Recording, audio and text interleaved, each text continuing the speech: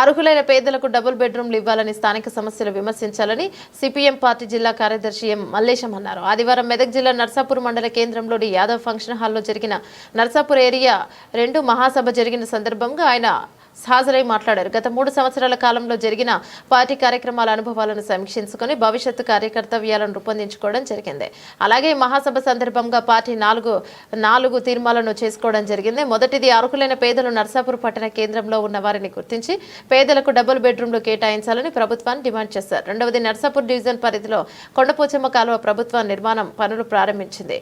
త్రిబులార్లో భూములు కోల్పోతున్న రైతులకు న్యాయం చేయాలన్నారు. కార్యక్రమంలో కార్యదర్శి వర్గ సభ్యులు నర్సమ్మ, మల్లేశం, బస్వరాజు, ఏరియా కమిటీ కార్యదర్శి నాగరాజు, జిల్లా కమిటీ సభ్యులు మల్లేశం మరియు సాయిలు, రాములు, దాసు, పోచయ్య తదితరులు పాల్గొన్నారు. సిపిఐఎం పార్టీ నర్సాపూర్ ఏరియా 2వ మహాసభల నిర్వహణ సందర్భంగా మహాసభల ప్రారంభ సూచకంగా పార్టీ సీనియర్ సభ్యులు కామ్రేడ్ పెంటయ్య గారి చేన ఈరోజు జెండావిష్కరణ చేయడం జరిగింది. ఈ మహాసభల సందర్భంగా సిపిఐఎం పార్టీ ఈ ప్రాంత సమస్యల మీద కొన్ని తీర్మానాలు చేయబోతున్నది. ముఖ్యంగా కేంద్రంలో ఉన్న బీజేపీ ప్రభుత్వము తన మతోన్మాద విధానాల ద్వారా ఈ దేశ ప్రజల మధ్య అనైక్యతను సృష్టించేటువంటి ప్రయత్నం చేస్తున్నది. డాక్టర్ బిఆర్ అంబేద్కర్ గారు రాసినటువంటి రాజ్యాంగాన్ని సమూలంగా మార్చడం కోసం కుట్రలు పన్నుతున్నది. కార్పొరేట్ శక్తులకు అండగా నిలబడుతూ అధిక ధరలను పెంచేస్తున్నది. అంతర్జాతీయంగా పెట్రోలియం బ్యారెల్ ధరలు తగ్గినప్పటికీ ఈ దేశంలో పెట్రోల్ ఛార్జీలు మాత్రం తగ్గించినటువంటి పరిస్థితి లేదు. తెలంగాణ రాష్ట్రంలో కూడా ఈ రాష్ట్ర ప్రభుత్వం ఎన్నికల సందర్భంగా ఇచ్చినటువంటి హామీలు అమలు చేయలేదు. ముఖ్యంగా రైతు బంధు పథకాన్ని రైతు భరోసా పేరు మార్చి ఇప్పటి వరకు రైతు భరోసా బ్యాంక్ అకౌంట్లో వేయలేదు. రుణమాఫీ చేస్తామని చెప్పి ఇంకా చాలామంది రైతుల యొక్క రుణమాఫీ ఆగిపోయినటువంటి పరిస్థితి కూడా ఉంది. నర్సాపూర్ ప్రాంతాన్ని కనుక తీసుకున్నట్టయితే ఈ ప్రాంతం హైదరాబాద్కు కూతవేటు దూరంలో ఉన్నప్పటికీ నేటికి కుల వివక్ష కొనసాగుతున్నది.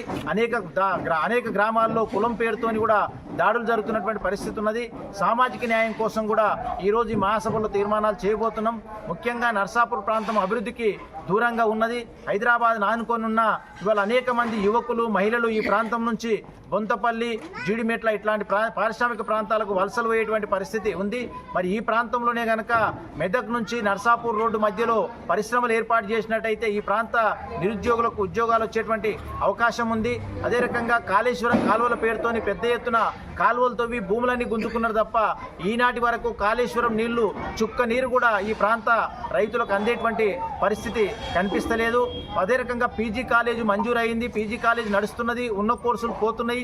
స్థలాన్ని కేటాయించమంటే స్థానిక ప్రజాప్రతినిధులు సరైనటువంటి చొరవ చూపకపోవడం ద్వారా పీజీ కాలేజీకి ఇప్పటి వరకు స్థలం కేటాయించలేదు. ఒక్క మాటలో మాట్లాడుకోవాలంటే ఈ ప్రాంతము విద్యాపరంగా వెనుకబడి ఉన్నది, అభివృద్ధి పరంగా వెనుకబడి ఉన్నది. అన్ని రకాలుగా వెనుకబడినటువంటి ఈ ప్రాంతాన్ని అభివృద్ధి చేయాలని చెప్పి కూడా ఈరోజు మహాసభలో తీర్మానాలు చేయబోతున్నాం. వర్షాలు పడ్డ తర్వాత అనేక రోడ్లు పాడైపోయినాయి, ఇంటర్నల్ రోడ్డు కూడా సరిగా లేవు. రోడ్లు శాంక్షన్ అయినప్పటికీ ప్రభుత్వం డబ్బులు మంజూరు చేయకపోవడం ద్వారా రోడ్లు కూడా పని కూడా కొనసాగుతలేదు. తక్షణమే రోడ్లు రిపేర్ చేయాలని చెప్పి, కొత్త రోడ్లు వేయాలని చెప్పి ఈ మహాసభలో కూడా తీర్మానాలు చేయబోతున్నాం. భవిష్యత్తులో ఈ మహాసభ తీర్మానాల ఆధారంగా ఈ నర్సాపూర్ ప్రాంత పార్టీ పనిచేస్తుందని చెప్పి ఈ సందర్భంగా తెలియజేస్తున్నాం. జిందాబాద్ సిపిఎం, జిందాబాద్ సిపిఎం, జిందాబాద్ జిందాబాద్.